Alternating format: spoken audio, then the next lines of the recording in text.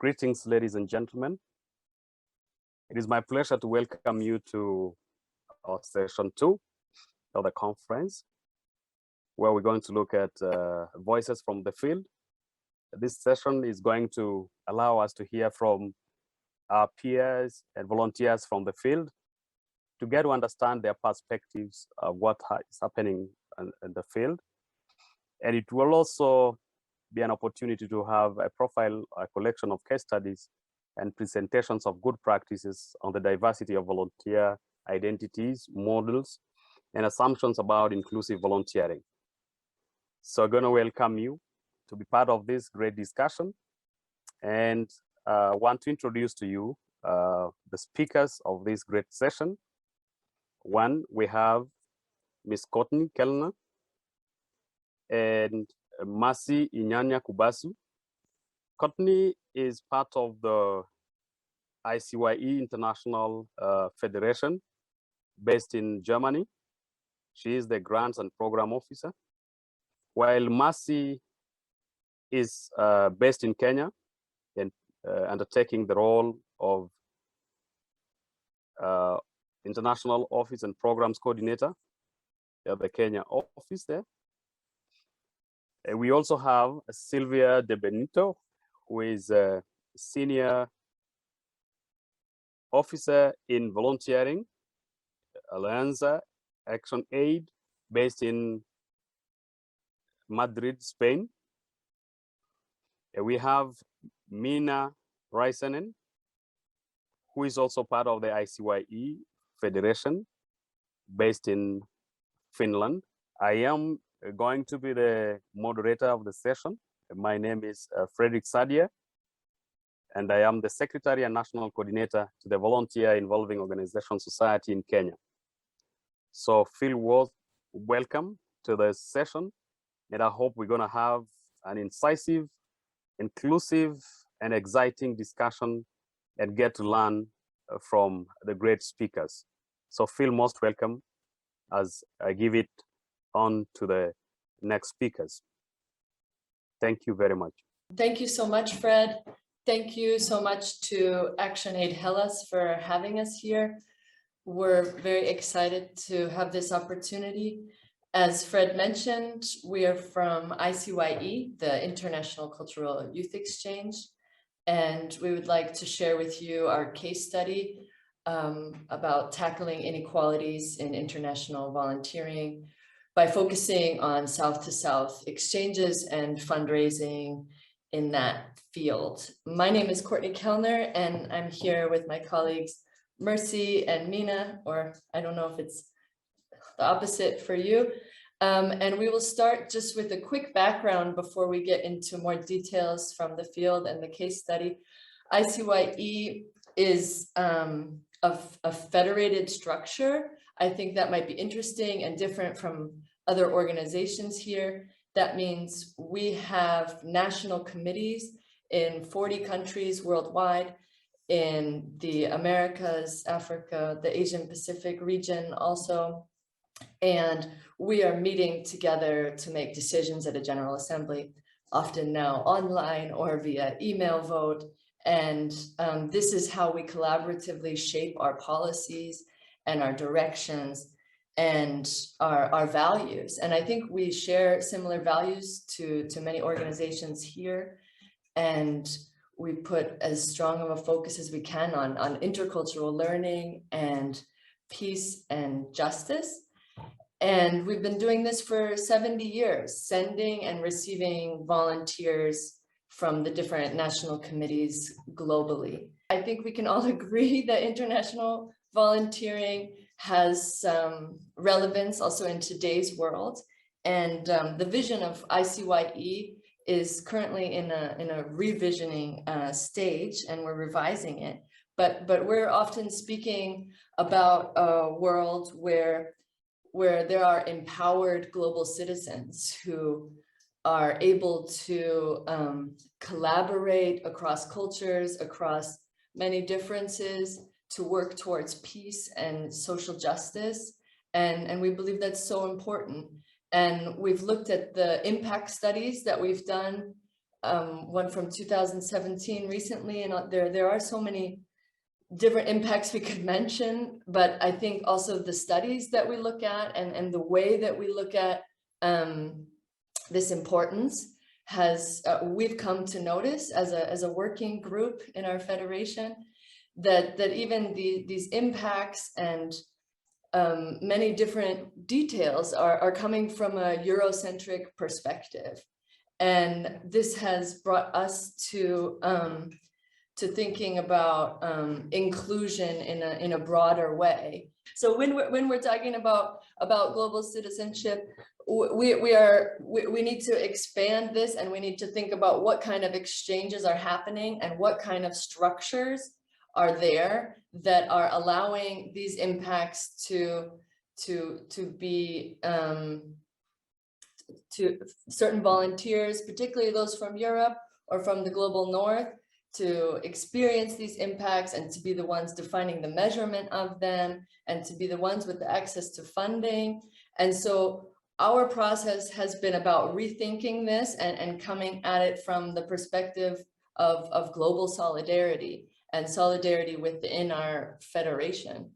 And that's where I would like to talk a bit, or to give it to Mercy to talk a bit more about what particular inequalities we observe and where we've come from to get to this place. Thank you, Courtney. Thank you, Fred, and thank you to the IVCO team for facilitating this dialogue.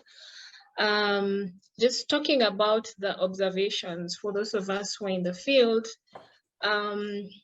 many young people in the South, global South, face various obstacles when it comes to participating in IVS. And these obstacles that they face necessarily may not be faced by their counterparts in the global North. So for example, things like the travel costs, e.g. the visa procedures, they are time consuming, stressful, expensive, the tickets are expensive, and I think we all know when it comes to the visa procedures for people coming from the global North, the measures are not really the same.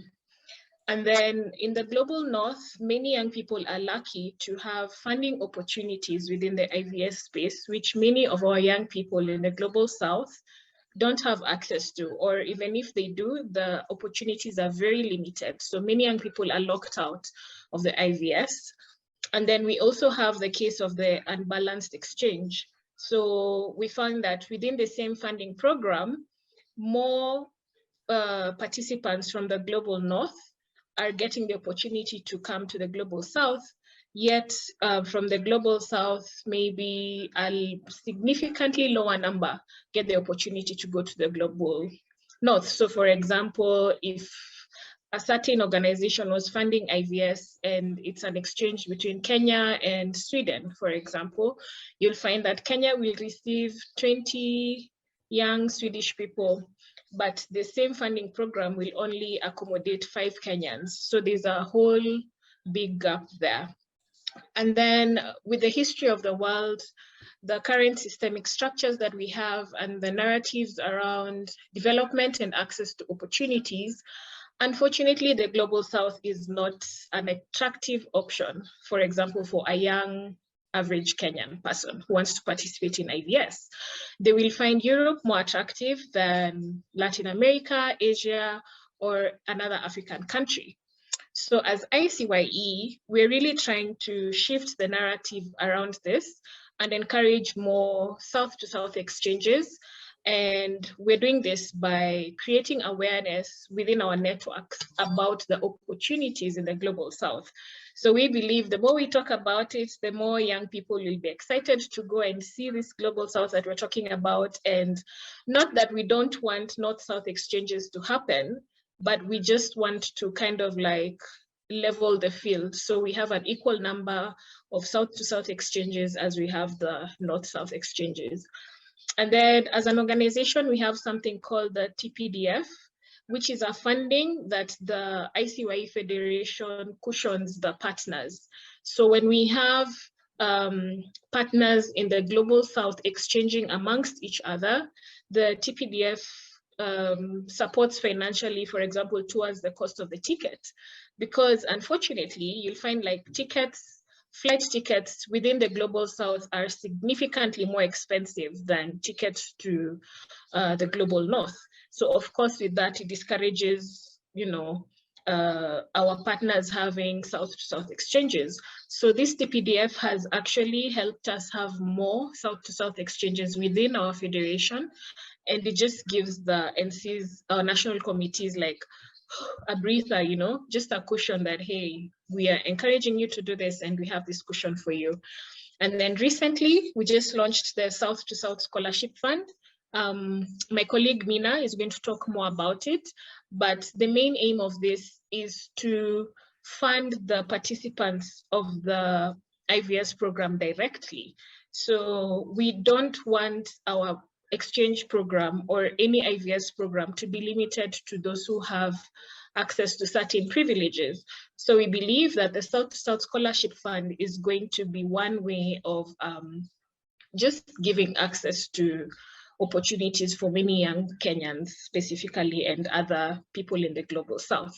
So we do recognize that the inequalities within the IVS space have come about through forces that are beyond our control. These are structures that have existed for hundreds of years and we're still feeling the effects still today. But we also feel like it is our obligation as volunteering organizations, people involved in the IVS space, to just make certain strides towards minimizing the gap. And that is how we as an organization are trying to contribute towards minimizing the inequality gap within international volunteer service. Thank you. So I'll just hand over to Mina to tell you more about the scholarship fund. Thank you, Mercy, and thank you, Fred, and the organizers. Nice to be here sharing our experiences. Briefly introducing the South-to-South Scholarship Fund and the steps that we have taken with it so far. The fund exists to facilitate and fund the South-to-South ICYE volunteering exchange.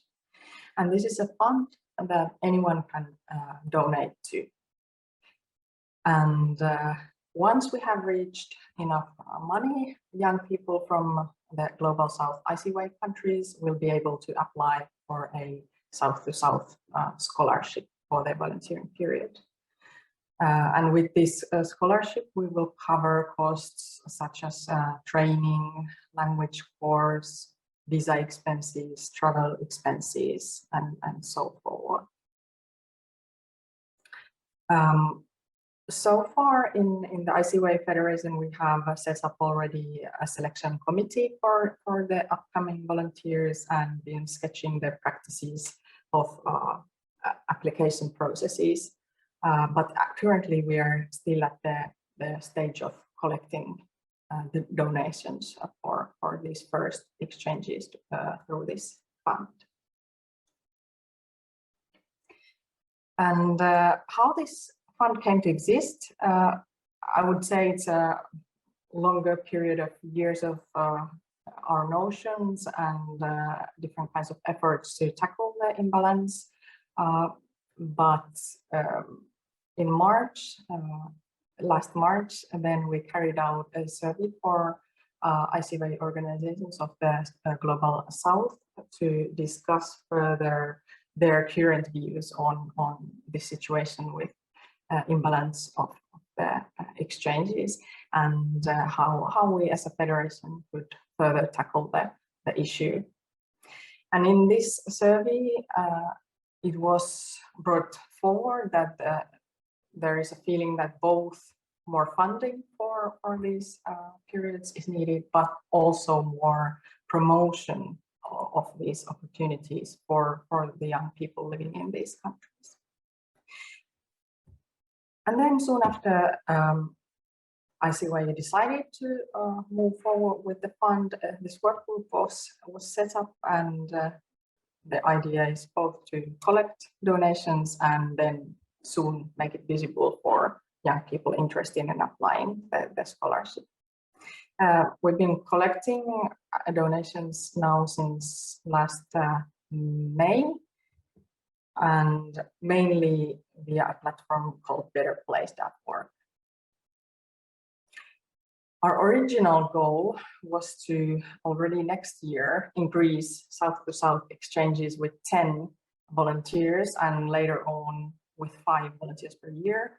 But we have been seeing now that this was too ambitious a goal for the beginning, since it would have meant raising in a few months 45,000 euros, and we are not near that yet. So now the new goal for us is to reach 5,000 by the end of this year, and to send one or a couple of volunteers next year with the help of these scholarship funds. We started addressing mainly our alumni who have participated in ICYE network for donations, but since the flow hasn't been as big as we expected, we are now seeing how to redefine our target groups and materials, and for that we just held like an info brainstorm meeting with the Global South ICYE organizations. We came up with the thought of that we need to bring forward more learning experiences and the impacts of the volunteering periods on young people's lives, those that have already participated, to show how impactful these periods can be. And now we are starting promoting again in a bigger campaigning mode in November, and ending it to the International Volunteer Day. We are trying to make people in the ICYE network and hopefully elsewhere to celebrate the Volunteer Day by donating to the fund, and thus taking part in making this volunteering field a tiny bit more equal. Thank you. Okay, thank you. That was a brief presentation from our small yet ambitious working group in the ICYE Federation. We appreciate you taking your time. We are definitely open to your questions and comments, and what we are looking forward to hearing from you about in particular is any good practice examples from other organizations who have worked to make kind of such structural changes, tackling inequalities in their federations or organizations, or just good practices on south-to-south exchanges, which we're really excited about. And we also would love if you know about research that's already been conducted on the empowering aspect of these kind of exchanges, or research in this field. We haven't found enough, and we would like more, and we would like to conduct more, but if you already have some, that's great. And we're also looking for institutional and organizational partnerships, people that are also interested or already working on a project in this direction, or would like to get together and exchange ideas. We definitely have the enthusiasm, and we hope that you can sense that here. And please reach out to me in my email, courtney.kellner@icye.org, and I will share that with our whole working group, and we'll be happy to exchange with you. Yeah, thank you. Thank you very much, Fred, and thank you to the organizers. I am very happy to be here today on behalf of Alianza Actionaid. We were formerly known as Alianza por la Solidaridad, and since we joined the Actionaid International Federation in 2018, we have been slowly transitioning to adapt the name of and the brand of Actionaid. Today, I would like to speak a little bit about one of our experiences with volunteers and youth-led organizations in Colombia. This was mainly carried out by Alianza Colombia, and also in partnership with other organizations, other local organizations. It was possible thanks to the funding of one of the volunteering programs of the European Union, which I am sure that many of you know. This is the EU8 Volunteers Initiative, which started in 2014. I would like to share my screen now to be able to have the support to tell you a bit more about our experience. As you can see from the title of the presentation, there's artistic expressions involved. I'm also going to be talking about strengthening the local volunteering opportunities and organizations in a very specific part of Colombia. But first, I wanted to talk a little bit about how we see the volunteer work in our organization. One of the main objectives of Alianza Actionaid is to work towards achieving an active and empowered citizenship. And this is very much linked to how we see our volunteer work. It is not so much about service providing activities, but we rather work with our volunteers so that they can become active citizens. They can raise their own voice. They can get involved in causes that they deeply care about. And one of the core issues for us is also to foster network creation among citizens, among groups of people, and also among organizations. So this guides our approach towards how we work with volunteers and volunteer organizations.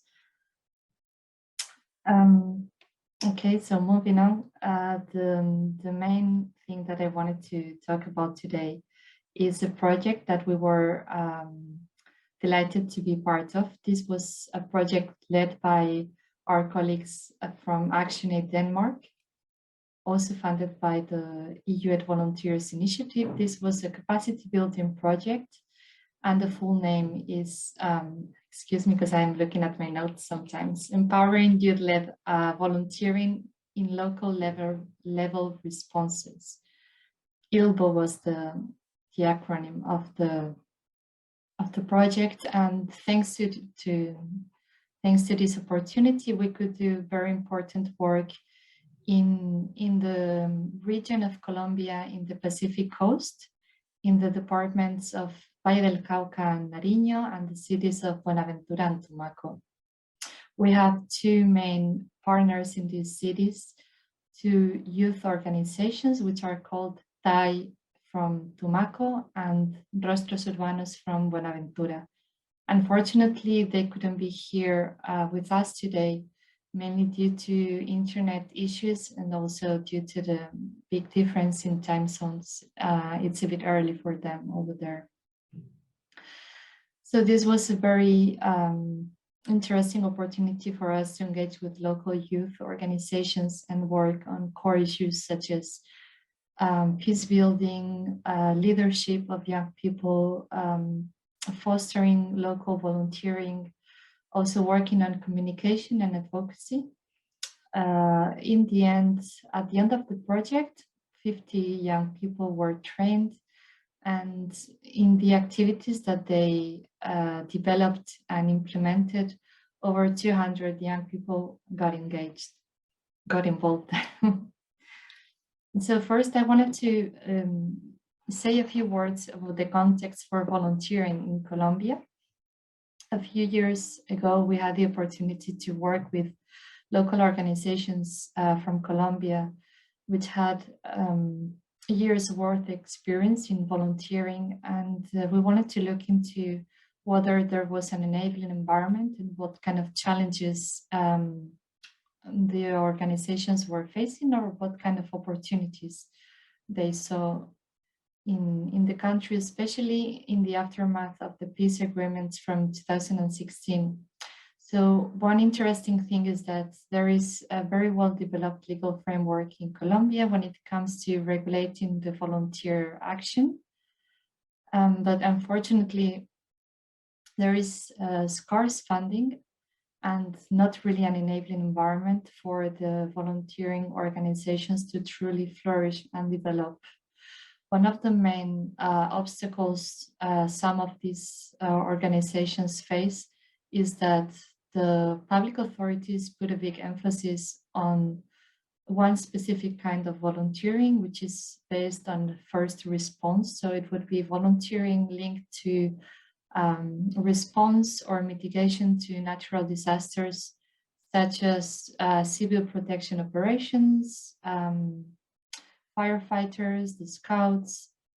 So somehow this is not given so much room for, it's not really fostering or encouraging other kinds of volunteering, which are more related to education, to advocacy, activism, which is, as I said earlier, where the kind of volunteer work in which we are mainly engaged.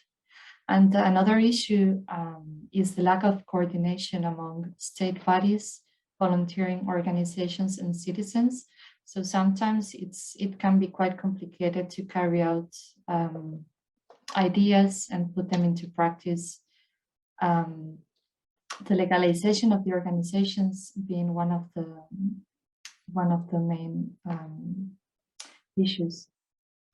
So as I was saying before, we had the pleasure to work with two amazing youth organizations, Rostros Urbanos from Buenaventura and TAI from Tumaco, in a process of many months, which had the main goal or the ultimate objective of creating spaces for organizations to work together, to have a meeting point, and also to look into their capacities and see where we had room to work with them to strengthen this, and also ultimately fostering local volunteer in their communities. So it was a process that involved mapping of the local youth organizations to understand who was there, who was present, what kind of work was being done. Also, it was a very important, something that most of the organizations highlighted is that the fact that exchange spaces were created was very important for them. Because they don't always have the opportunity to get to know one another. So identifying the spaces that they occupy, sort of saying, and understanding what kind of role they are taking in their territories and recognizing this role was a very important step of the process. It was also important for them to be able to engage collectively in a discussion about the current context in which they are trying to carry out their activities and what kind of contributions they could make. So very interesting ideas were raised. We also offered tailored training according to their needs and what was interesting for them, and the main issues were human rights and peace building.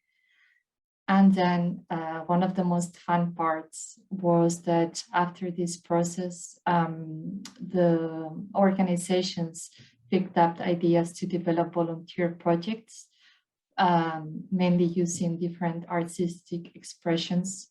Some of them were really fun to work on, another were a bit more serious. So for example, both TAI and Rostros Urbanos engaged in online conversations where the main topic was peace building and orienting the actions, the volunteer actions led by youth towards achieving sustainable and durable peace. There were also fun projects about using music and the arts, and one very remarkable outcome was the recording of a music video, which is called Soy Voluntario, I am a volunteer, and it was written, designed, recorded, edited, scripted, all by the volunteers. And I invite all of you to have a sneak peek at it if you can. So in terms of the outcomes and of the project and the main results of the discussions and the reflections that the volunteers had at the end of this process, at the end of the project. So on the one hand, they looked at the context in which they work and they live, and they identified 5 main things that were unavoidable, but also that were somehow hindering their progress. So one is that because of the territories that the volunteer organizations live in, they run eminent risks in their living spaces, and because they work on the same neighborhoods and so on where they live, it can also imply some dangers. We could see that most of the organizations didn't have any plans or strategies for self-protection in place. So this is something that we addressed. And of course, the lack of institutional support that I was referring to in the beginning, and then that in spite of being accompanied by some organizations, living surrounded by violence can be very difficult at some points. So the conclusions about how we could make the volunteering more inclusive, some of the main ideas were that it's very important for the volunteers to have a physical space to be together. It gives them a sense of stability, and it's easier for them to carry on their projects. So it can either be a space of their own, or if local organizations can provide for a physical space, it's very important for creating a sense of unity and also for protection, and it can be a safe space for some people away from their homes. The volunteers have also pointed out very often that receiving training on human rights, on humanitarian rules, and also on how to engage as volunteers, what they should expect in terms of their rights, but also their duties, has been very important to be able to further develop other topics, to better identify what kind of activities they could develop in their neighborhoods, and understand better the needs of their communities. One of the issues very often is also that legalizing an organization in terms of accessing to a register can be burdensome if it requires a lot of paperwork done or paying any kind of fees. And any support in this regard is also very useful. As I said earlier, offering training on security and self-care so that they can develop their own tools that are adapted to each unique context and each unique time, and also adapted to the kind of work that each organization wants to do, because depending on the topic and depending on the communities, it can be very different. It's something that's important. We also wanted to talk about including a gender and intersectional approach to volunteering. Actionaid and Alianza Actionaid in general wants to promote the engagement of young women in volunteering activities and encourage them to take the forefront. And in this sense, it's very important to understand what kind of impact the design of volunteer activities, where they take place, which kind of topics they address, whether they are taking into account the needs and the wishes of women, girls, and also from an intersectional perspective.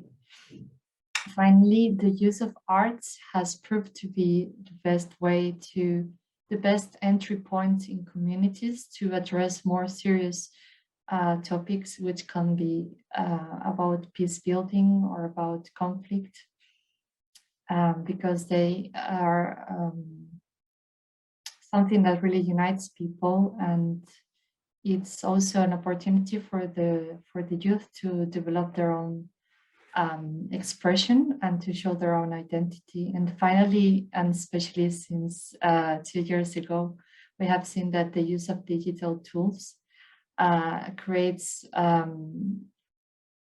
for new opportunities, such as the one we are having today with this online international conference. So training them on the use of new technologies and not only on how to use them, but also how to take care of themselves while they are using them with the kind of content that they share, and how to use new technologies to advocate for their interests and their rights. It's a very interesting opportunity, and it really makes volunteering more inclusive. So this would be the end of my presentation. Thank you very much for your time, and I will be looking forward to the questions.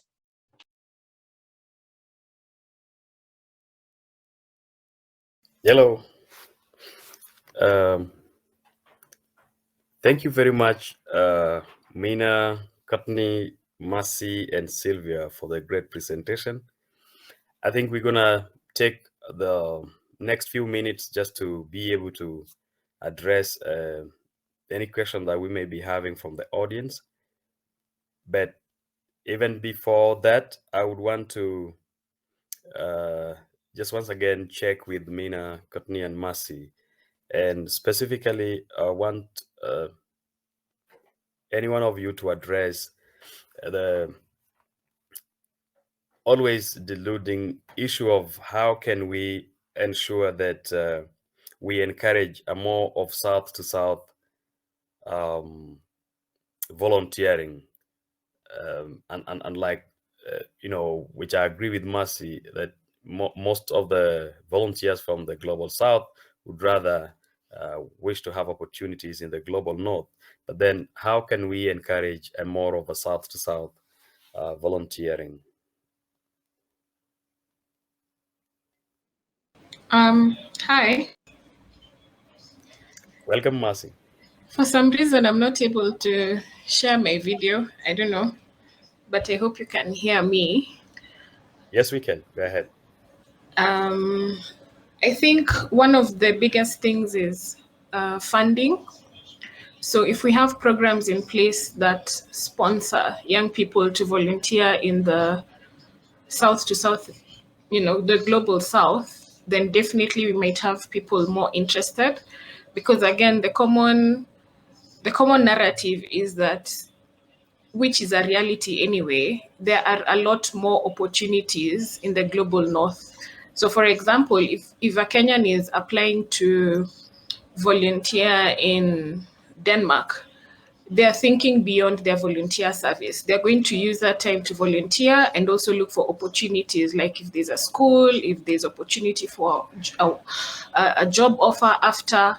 So if we are able to, so if they have to choose between spending money to volunteer in the global North or spending money to volunteer in the global South, then they're definitely going to pay to go to the global North for whatever reason. So I think if we give them the option of, hey, we have an opportunity for you to volunteer in the global South, and it is whether fully or partially funded, then they are more likely to be inclined to take that offer. And in line with what I've said before, also just creating awareness on the opportunities that are also available in the global South. So the common narrative has always been, if you want opportunities, if you want to grow, if you want to, go to the global North. But it's upon us to make them aware that whatever it is you're looking for that is in the global North is also available in the global South. Thank you so much, Masi. Maybe on the same breath, Courtney, if you are here, would you want to respond to being then the international volunteer sending organizations based in the North? What would they do to ensure that whatever it is that Masi is explaining to us, looking at funding and working with other organizations based in the global south, what would be their role in the whole situation of the international sending organizations which are more often based in the north? If I heard your question correctly, you were asking like what we can do from the international or sending volunteer level to address these inequities that Mercy was talking about, right? Sure. And I think Mercy brought it up already in the chat. There was a question about, because what we're proposing is to try to subsidize, fund, promote more south-to-south exchanges. And in the chat, there was a question about what about the existing south to north or north to south? What can be done to address inequalities that those are already happening and within them? And Mercy pointed to lobbying and to using some of the institutional power that I think some of the organizations here might have more so than others to point at these particular visa inequalities. We definitely encounter them a lot, where it's much more difficult for the volunteers and much more expensive for volunteers from the global south to come to Europe or other parts of the global north. And I don't know where and in what forums this is being addressed. That's one thing. And I think these conversations just need to be happening at an organizational internal level. Like, let's assess what has been happening for the past decades and what volunteers are going from the south to the north or north to the south, and just look at your own statistics or look at the volunteering programs that have been going on and ask yourself who is not able to go. I think these reflection questions need to happen at this international conference level, but also within organizations, because it can be small structural changes that we can make at our organizational level that can have a longer term ripple effect. But I think there's many more ways to answer that question, and I'm happy if somebody else jumps in or adds to that. Thank you for the question, Frederick. Yeah, most welcome, Courtney. I'd like to add something. Give a... Okay, go ahead. Mercy. Go ahead. Yeah. Yes. Also, I think it's very important for us to have these conversations outside the IVS network, because what I get to see is we are all like-minded individuals doing the same thing, having the same conversation over and over again. So we all agree what needs to be done. But if we're not having the conversation outside the network, then we are not, of which the people, if we're being true, the people outside the network sometimes are the ones who have the power to make the changes we want. So we need to have these conversations, sort of like convincing them. Why is IVS important? Why do we need this equality? And I think we'll make even bigger strides when we include people who are not in our international volunteer space. Great, thank you. Silvia, you want to react to this as well? Give your thought on it.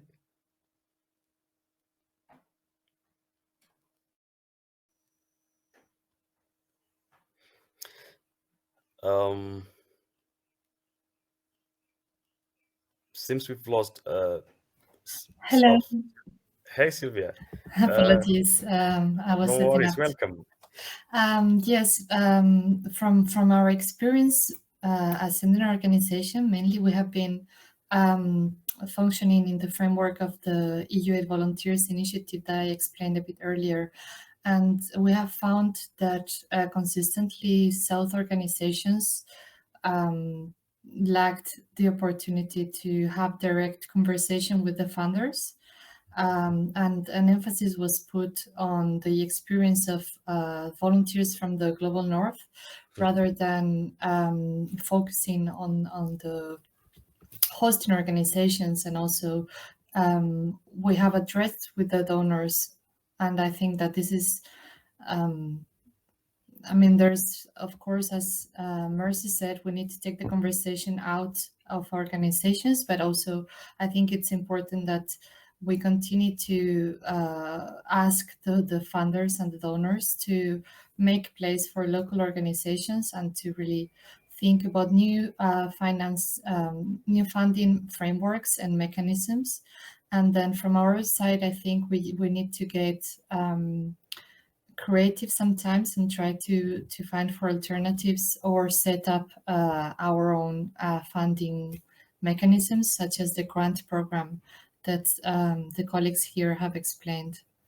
But I think it's important that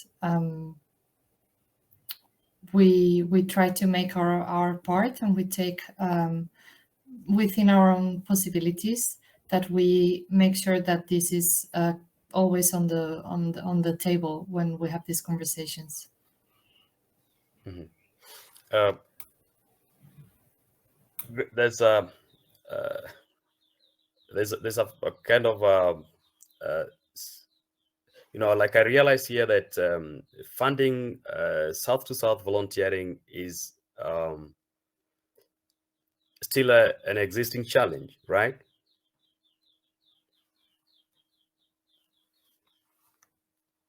In our case, sorry, I switched off the camera because my internet connection is unstable. It's okay. We know of very little successful South to South programs, and but what I know is that, for instance, the United Nations Volunteer Program, within the past 5 years, the volunteers that got engaged have been young people, especially from southern countries, also volunteering in other neighbor countries. So I think this trend is undeniable, and this is something that we should all be looking into.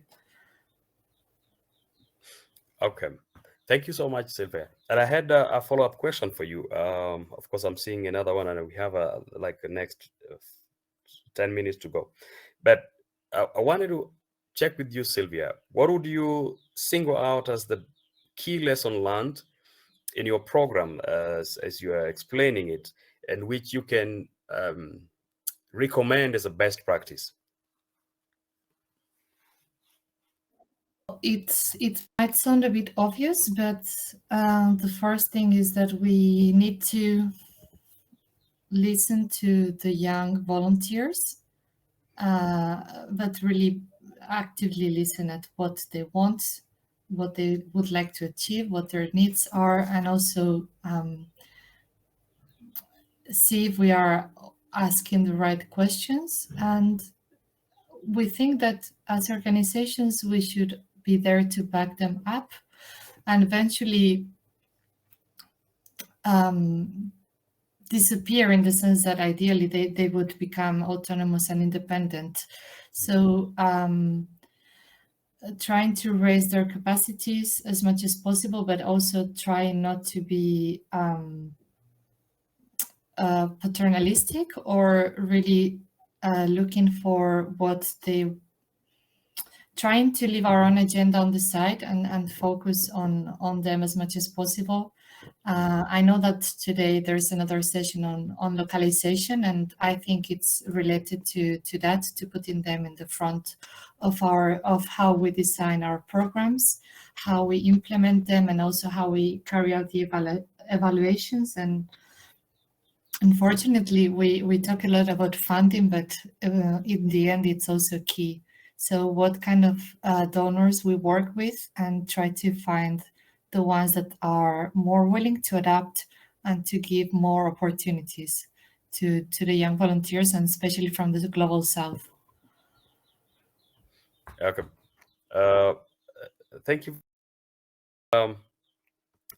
James has raised up a question on the Q&A, and one that is trying to address the barriers, the inequalities, and he's asking, and this is for all of, check that does online volunteering offer a way around some of these barriers? For example,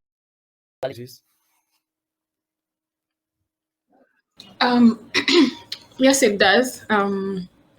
So, like for ICYE, we've recently started a virtual volunteering program. So it does tackle the inequalities we see, but then also it highlights the difference in infrastructure between the countries. So we still have a long way to go, but it's definitely an opportunity to tackle the barriers. Okay, that's great. Looking at the time, I just want to check if there is any of the other speakers who has something that might not have necessarily come in your presentation that you think is key in trying to perform online volunteering that is going to break the barrier and have that almost level of fair playing field for volunteering wherever it happens, whether in the north or as much as in the south. Any final thoughts? Yeah, Frederick, I just wanted to share one thing that I don't think we mentioned, because there are these the structural barriers like visa inequalities, but we also think, Mina, Mercy, and I, we also think it matters the language that we use, the images and the narratives that we use to talk about volunteering, and that sometimes that can really reproduce stereotypes about yeah, who's gonna rescue who, and what volunteering has looked like in the minds of people for many decades. And we really want to challenge that in the work that we're doing, and we encourage other people involved in north, south, south, north, south, south to think about the imagery that they're reproducing and what that might say about power dynamics. Yeah, and thank you for giving us this opportunity to share. We're definitely open for more questions in the future. Please contact us. Thank you so much. Masi, Mina, any thought? Silvia? Yes, yeah, just to add on to what Courtney says, cultural humility is very important when we're having dialogues around power dynamics. So you'll find people have good intentions, for example, and we're having conferences and things like that, but representation, even within the organizations, is unequal. So we're having the dialogue, but still there's almost like a power dynamic within us ourselves. So we also need to restructure that and always consider the difference in culture, the difference in whatever we're doing. And I think we'll definitely move forward. Thank you so much for that. Silvia, any last thoughts? Mina, if you're still there with us? Yes, thank you, Fred. Well, our experience with online volunteering has been very positive, and also one outcome that we liked to find is that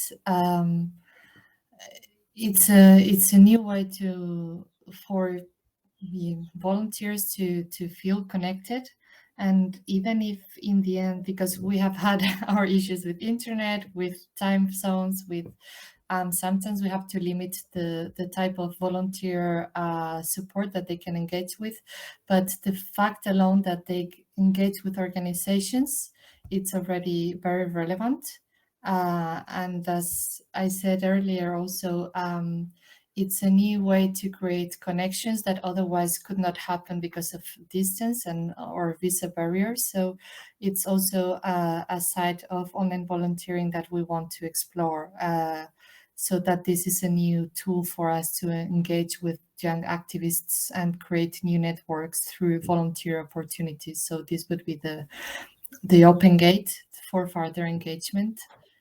And yeah, so we try to keep them within our networks and to make these sustainable opportunities beyond the volunteer placement.